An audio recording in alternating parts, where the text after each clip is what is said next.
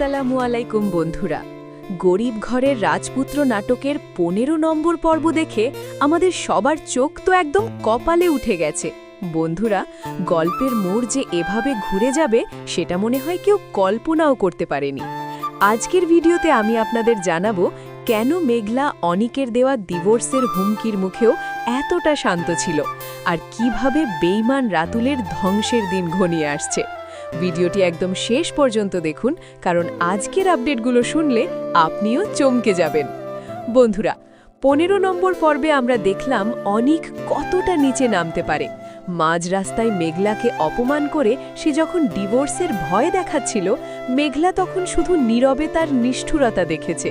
কিন্তু আসল ধামাকা তো তখন এলো যখন মেঘলা ডাক্তারের কাছে গিয়ে জানতে পারল যে সে মা হতে চলেছে।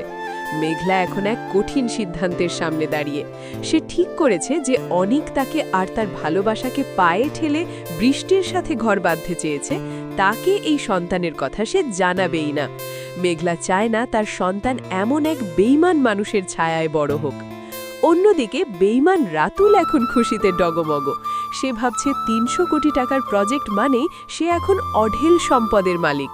কিন্তু সে জানে না মেঘলা তাকে দিয়ে ব্যাংক থেকে লোন নিয়ে আসলে তার গলায় ফাঁসির দড়ি পরিয়েছে। মেঘলার অফিসে এসে যখন আলতাফ চৌধুরী নামের এক অহংকারী লোক মেঘলাকে অপমান করল, মেঘলা তাকে বের করে দিয়ে বুঝিয়ে দিল সে এখন আর আগের সেই অসহায় মেয়ে নেই যে সবার লাথি খেয়ে মুখ বুজে থাকবে। এখন আসি ভিডিওর সব থেকে বড় আকর্ষণে, আগামী ১৬ নম্বর পর্বে কি হতে চলেছে। বন্ধুরা, ১৬ নম্বর পর্বে আপনারা দেখতে পাবেন রাতুলের চূড়ান্ত পতনের শুরু। যখন মেঘলা হুট করে প্রজেক্টের কাজ স্থগিত করে দেবে, তখন ব্যাংক থেকে রাতুলের কাছে নোটিশ আসবে।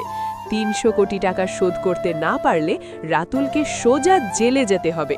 আর ঠিক সেই মুহূর্তে অনিক যখন ডিভোর্স পেপার নিয়ে মেঘলার সামনে দাঁড়াবে, তখন সে যদি কোনোভাবে মেঘলার মা হওয়ার খবরটি পেয়ে যায়, তবে তার অবস্থা কি হবে ভাবুন তো। অনিককে নিজের সন্তানকে অন্যের পরিচয়ে বড় হতে দেখতে পারবে, নাকি সে তার করার সব ভুলের জন্য মেঘলার পায়ে পড়ে মাফ চাইবে? আপনাদের কি মনে হয়, মেঘলা কি পারবে বেঈমান রাতুলকে পথের ভিখারি বানাতে? আর অনিক কি তার সন্তানের কথা জানতে পারবে? কমেন্টে ঝটপট আপনাদের মতামত জানিয়ে দিন। আর ১৬ নম্বর পর্বের সব ধামাকা আপডেট সবার আগে পেতে আমাদের এই চ্যানেলটি এখনই সাবস্ক্রাইব করে বেল আইকনটি বাজিয়ে রাখুন। দেখা হবে পরবর্তী ভিডিওতে।